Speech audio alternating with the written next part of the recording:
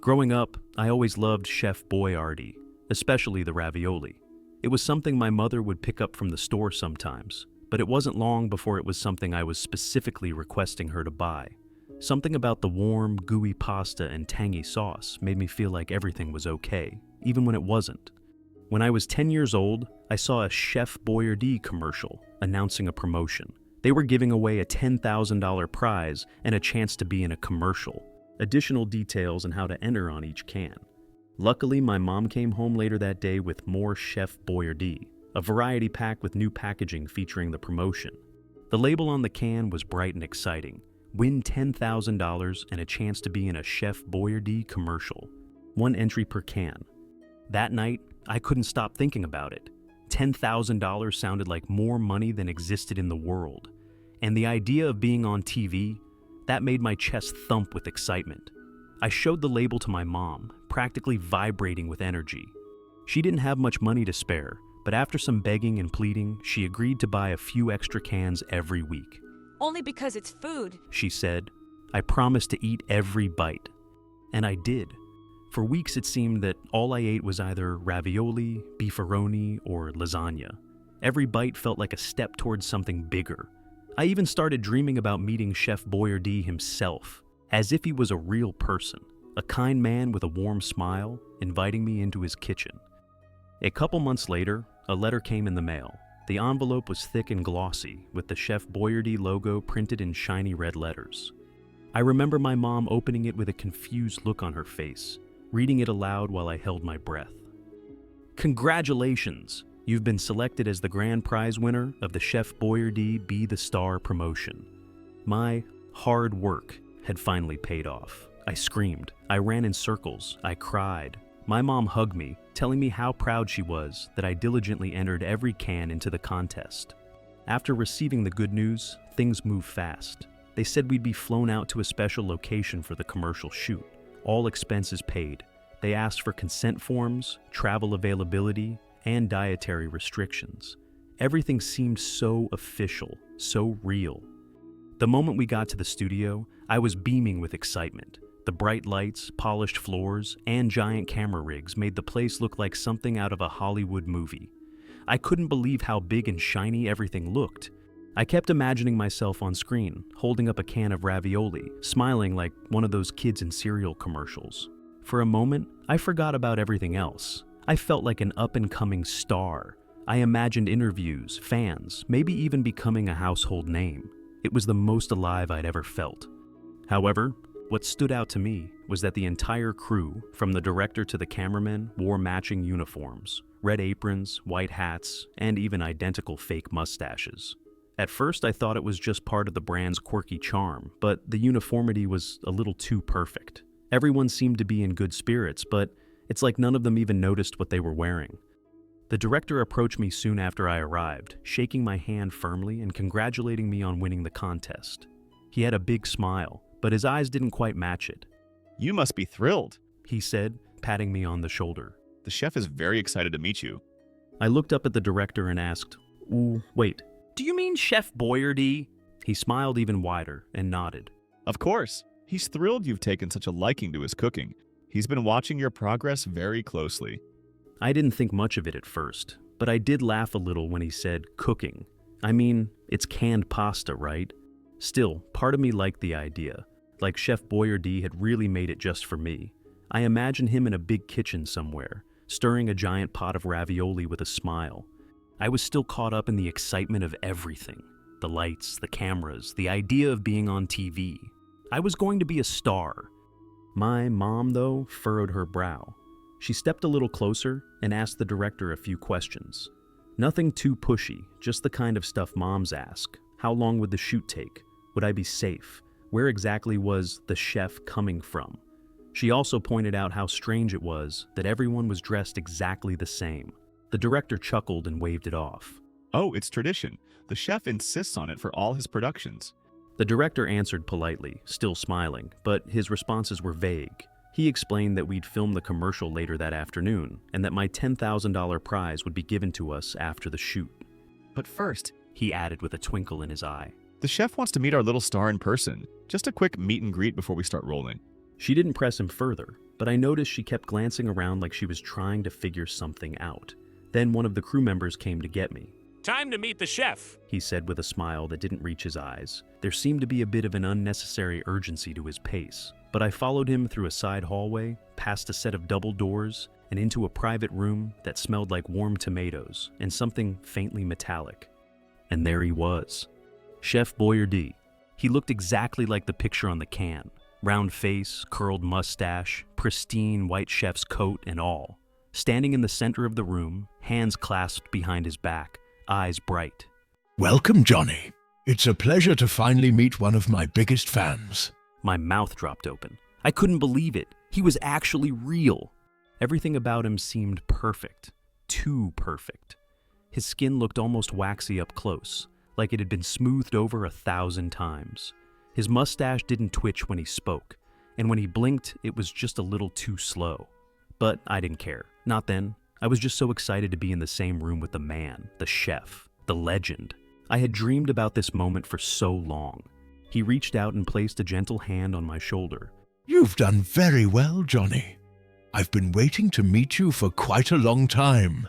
Then he glanced over my shoulder and smiled even wider. And you have a very lovely mother to thank for all that Chef Boyardee you got to enjoy, He said, motioning toward my mom, who was now standing just inside the room. How would you like to be in the commercial too? He asked her, his tone warm and inviting, though something about the way he said it made her blink in surprise. She hesitated for just a moment, clearly caught off guard, but then nodded politely. Sure, why not? She said, trying to match his cheerful tone. The chef clapped his hands together, absolutely delighted.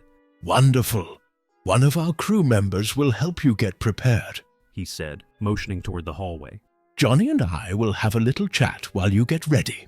As one of the crew members approached and gently guided her toward the hallway, my mom glanced back at me. She gave a small smile, but there was a nervousness behind it, like she wasn't sure what she'd just agreed to.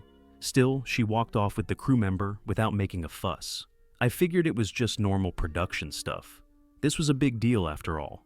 Maybe this would be the start of a long career in show business. He turned his attention back to me, his grin fixed and unnervingly wide. There's so much I'd like to show you before the cameras start rolling. I've been preparing something very special for you, Johnny. He took a step closer, lowering his voice slightly like he was sharing a secret. I'm working on a new dish, a Chef Boyardee tortellini, but I'm still searching for the secret ingredient. You might be just the one to help me figure it out. After all, someone with premium taste such as yourself must be a chef at heart. I grinned and nodded eagerly. Okay, I'll help, I said, puffing up a little with pride. The chef's eyes gleamed. Wonderful, Johnny. I always like to prepare a meal before a special event. It helps me focus. Would you like to cook with me? My eyes widened. Wait, are we going to be cooking in the commercial too? The chef chuckled. Not quite. Commercials are short. There's never enough time to show the full magic. But I find that cooking helps me get into character. Think of it like a warm-up. In the commercial, you'll be enjoying a delicious Chef Boyardee meal prepared by the two of us. But before that, we need to channel the spirit of true chefs. It made sense to me, in a weird, grown-up kind of way. I was just happy to be included. The chef led me over to a small prep table where a silver pot was already steaming. Would you like to try a bite of the new sauce I've been working on? He asked, holding out a small spoon. I took a taste, nodding immediately. It's yummy! I love anything Chef Boyardee. The chef's smile didn't falter, but there was a new intensity behind it. It could be better though, right? He said gently. You've probably taken a liking to my cooking because I always strive for improvement. I paused. I guess, maybe. Maybe it just needs a little more onion. Why don't you help me with that, Johnny? He reached under the table and handed me a cutting board, an onion, and a very sharp knife, much sharper than anything I'd ever used before. I felt important, like a real helper. I started chopping, trying to imitate how I'd seen it done on cooking shows.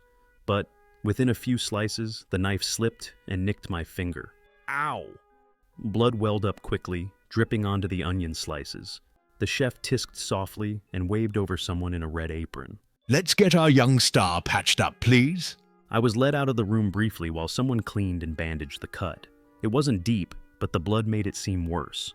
When I returned a few minutes later, the prep table had been wiped completely clean. No onion, no knife, no trace of blood. Just the silver pot, bubbling quietly. Welcome back, Johnny. I think that little bit of extra onion might have done the trick. Go ahead, have another taste. I sampled the sauce again. It was still good, basically the same, but something about it felt different. I couldn't quite put my finger on what it was. The chef was eyeing me intensely, waiting for my review. I guess it's a little better. I don't know, it kind of tastes the same, I said with a shrug. I didn't want to disappoint the chef, but I was just being honest. The chef tilted his head slightly, still smiling, though his eyes narrowed just a bit. A perfectionist, just like me. You've got a refined tongue, Johnny. And perfection takes time and patience. You'll understand that more soon enough. He turned back to the pot and gave it a slow, deliberate stir, the sauce swirling in thick, lazy circles. Does your mother cook for you often? He asked casually. I shook my head. Not really. She's a single mom. It's just me and her, so she's usually working a lot. She tries to, but doesn't have a lot of time. I guess that's probably why I eat so much Chef Boyardee. Ah, the chef said, nodding as if that explained something important. You know, the Chef Boyardee you find in stores is still my cooking, in a way. But when something is mass-produced, when it's churned out by, a bunch of chefs in giant kitchens, it loses a certain personal touch. There's just something special about stirring a sauce by hand, seasoning it by feel, watching it come together one ingredient at a time. Everyone deserves a home-cooked meal every now and then. This one is made especially for you, Johnny. He gave the sauce one final stir before turning off the heat. We've got a few finishing touches to do before filming. I wish we could finish preparing this tasty tortellini together. You're going to absolutely love it. I just know it. But you should go wash up and get into your wardrobe for the commercial. The producers need you to practice your lines. I nodded and followed another crew member down the hall to a small dressing room. There was a clean red apron, a little chef's hat, and a cue card taped to the mirror. Printed on it were my lines. Wow, just like my mom's cooking. My eyes lit up. I was going to have lines in the commercial? Well, one line. Still, I couldn't believe it. This wasn't just a background shot or a quick smile to the camera. I was actually going to say something. I threw on the costume, grinning at my reflection. This was shaping up to be the best day ever. When I returned to the set, something had changed. I didn't see my mom anywhere, but one of the crew members quickly said she was getting ready for her scene in a different room. I didn't think much of it. TV stuff was always busy. Shortly after, the chef walked in, greeting me like I was a guest of honor. He was carrying a steaming silver pot to the kitchen counter that was on set. Let's try it one more time. This batch is the best yet. Truly special. I scooped up the tortellini in full this time and took a big bite. The pasta was tender and the filling was unbelievably savory, rich, complex, and somehow comforting. It was the best Chef Boyardee I'd ever tasted. So, what do you think? He asked, watching me closely. I grinned. It's amazing, seriously, like really amazing. The chef chuckled, clearly pleased. Remember, I couldn't have done it without your help. A true chef's touch always makes the difference. Before I could respond, the director's voice echoed from behind the camera. All right, everyone, places. Let's finish this up and head to lunch. The set lights brightened, and a crew member gently guided me to a small table set up with a bowl of steaming tortellini. The chef stood beside me, smiling wide for the camera. As I glanced around, I noticed the entire crew, dressed head to toe in their ridiculous red aprons, white hats, and fake mustaches, moving about like this was just another day on the job, like they'd done this thousands of times before. Just like we practiced, Johnny. The chef whispered beside me, his voice snapping my attention back. Nice and natural. Don't forget the line. The camera rolled. Action! I picked up my fork, twirled a piece of the tortellini, and took a big bite. It was still just as good as before, maybe even better now that I was getting used to the taste. I turned to the camera, smiled big, and said, "Wow, just like my mom's cooking." Cut! That was great, Johnny. And Chef, perfect as always. Let's do a few more for safety. We did it again and again. With each take, I ate a little more of the tortellini, and I certainly didn't mind. It seemed each bite was more delicious than the last. The chef hovered nearby the whole time, nodding approvingly, hands clasped like a proud mentor. I was so excited I barely noticed anything else. The lights, the attention, the compliments. It was everything I'd dreamed of. As I wiped sauce from my chin and grinned at the crew, a sudden thought stopped me cold. "Hey, when's my mom coming?" I asked, looking around for the first time. The chef's smile never wavered. Oh, Johnny, He said softly, reaching out to straighten my little chef's hat. your mother's already here. The chef's eyes twinkled with something that wasn't quite amusement, but it wasn't kindness either.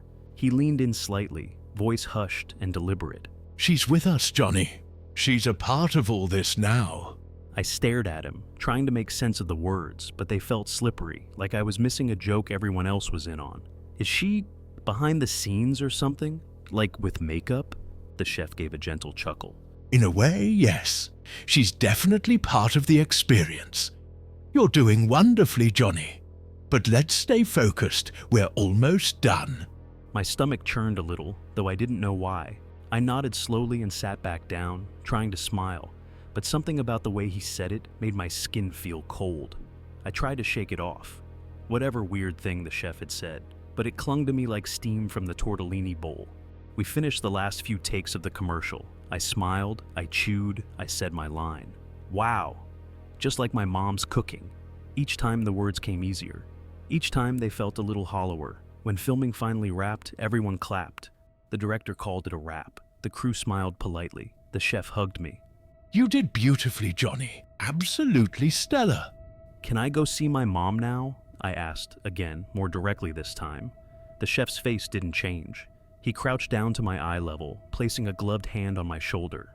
I think it's time we had a little heart-to-heart. Come with me. I followed him, my legs suddenly heavy. We passed through the set, down a dim corridor I hadn't noticed before. The lights buzzed overhead. The walls were a different color here, a dull gray, not like the bright, fake kitchen on the set. We stopped at a metal door. Some truths, He said, his hand pausing on the key. aren't meant to be told. They have to be shown. Carefully. Gently. Like a slow-cooked sauce. The lock clicked, loud in the narrow hallway. He looked at me, his eyes too calm. But you're mature for your age, Johnny. A real chef at heart. You deserve to see the full recipe. Every single ingredient. He pushed open the door. The smell hit me first. Metallic, meaty, rich. Like the tortellini, but far more intense. There was something sharp beneath it all, like rust or raw iron. The room inside wasn't like anything else I'd seen today. Gone were the bright colors and friendly faces. This place was cold, clinical. No props, no cameras, just stainless steel counters, industrial ovens, cutting tables, hanging racks. On one of the tables was a massive tray of uncooked tortellini. The soft, pale dough looked almost too fresh, too perfectly folded, as if they had just been made. The chef walked over, his footsteps unnaturally quiet against the tile. He lifted one tender piece with care, holding it like a sacred object. I watched him, suddenly aware of how loud my breathing sounded, feeling a growing sense of dread. She really did make this special. Sometimes, sacrifices must be made to create something transcendent. My heart thudded in my ears. Where's my mom? He turned, eyes locked on mine. She's here. In the dish, you see. She's with us. Forever. I stumbled backward, nearly slipping on the tile. No, that's not... You said it yourself. Just like your mom's cooking. The realization didn't hit all at once. It crept in, slow and suffocating. I thought about the sauce, the tortellini, the strange rich flavor that clung to my tongue, that comforting warmth that now felt like betrayal. I'd eaten it. I'd eaten all of it. My legs felt weak. My stomach twisted.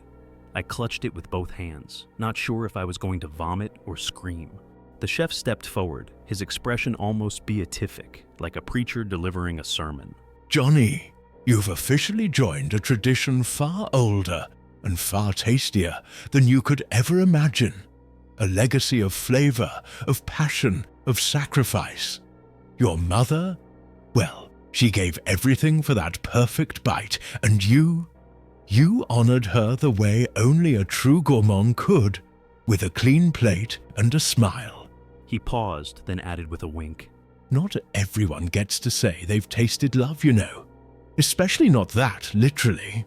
I backed away, shaking my head. You're sick. You're completely insane. No, Johnny. I'm an artist, a craftsman, dedicated to elevating the culinary experience. There's a fine line between madness and mastery, and I simply season mine better. Then, with a glint of almost boyish excitement, he reached into his coat and pulled out an envelope, thicker than I expected, gleaming with the familiar red Chef Boyardee logo. He handed it to me like it was a trophy. Your prize, $20,000, a little bonus. Your mother didn't just blend in, she brought the whole dish to life.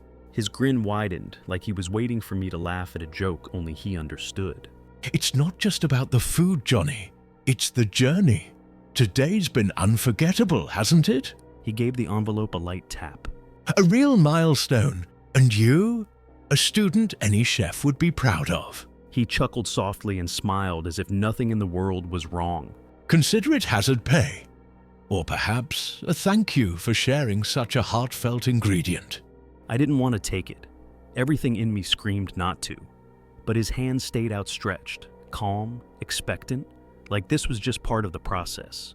Slowly, reluctantly, I reached forward and took the envelope. Attaboy, he said with a satisfied nod. It felt too heavy for an envelope, like it was full of guilt, not money. And then something inside me broke. I turned and bolted, down the hall, past the set. No one stopped me. No one even flinched. They all just stood there, watching me, smiling their strange, vacant smiles beneath their fake mustaches as I ran past them. I stumbled outside, nearly tripping over my own feet as the sun slammed into me like a blast furnace. I was still in the little red apron and chef's hat from the commercial, the costume now sticky with sweat, clinging to me like it knew what I had done. The air felt too sharp, like I'd stepped out of a dream I wasn't ready to wake from. I ran, hoping each step would shake the taste off my tongue. Eventually, a woman in an old pickup truck pulled over, her eyes wide with concern, as she spotted me by the roadside, still in my stained chef costume, trembling and out of breath. I must have looked like something wild, broken loose from a movie set. I tried to tell her everything, but the words came out jagged and jumbled, like I was speaking in pieces. Still, she listened. She stayed. The police were called, they listened. And to my surprise, they didn't brush me off. Not completely. I had the envelope, the $20,000 in crisp bills. I had the business card from the Chef Boyardee team. I was still wearing the red apron and little chef's hat from the commercial, stained and wrinkled.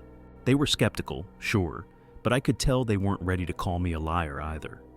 Something about the way I told it, or maybe just the shock still on my face, kept them curious. One of the officers said, "Let's check it out." They took the business card my mom had saved and headed to the address. But the studio wasn't there. It had never been there. The address led to an overgrown lot surrounded by rusted chain-link fencing, cracked pavement, weeds waist-high, a condemned building long forgotten. They didn't press me any further, but I saw the way they looked at each other, like they weren't sure if they should call for a social worker or a camera crew. They offered me therapy, medication, gentle voices in quiet rooms, but I know what I saw. I know what I ate. It's been years since that day. I live with my aunt now. I don't talk about it anymore. I never touched Chef Boyardee again. I couldn't. But something strange happened. Somewhere along the way, I developed a real passion for cooking.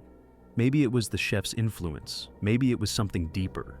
Now, I'm an aspiring chef, working in small kitchens, practicing, learning.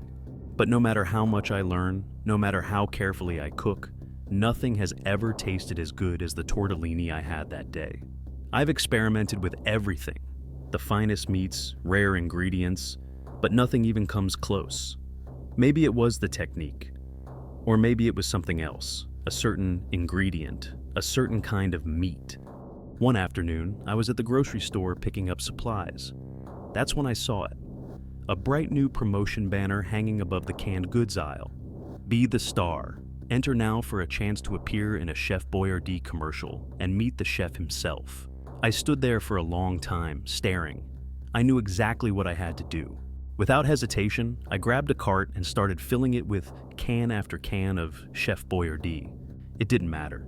I needed them all. People stared as my cart overflowed, but I didn't care. I barely even noticed. My heart was pounding, but not with fear. Not anymore.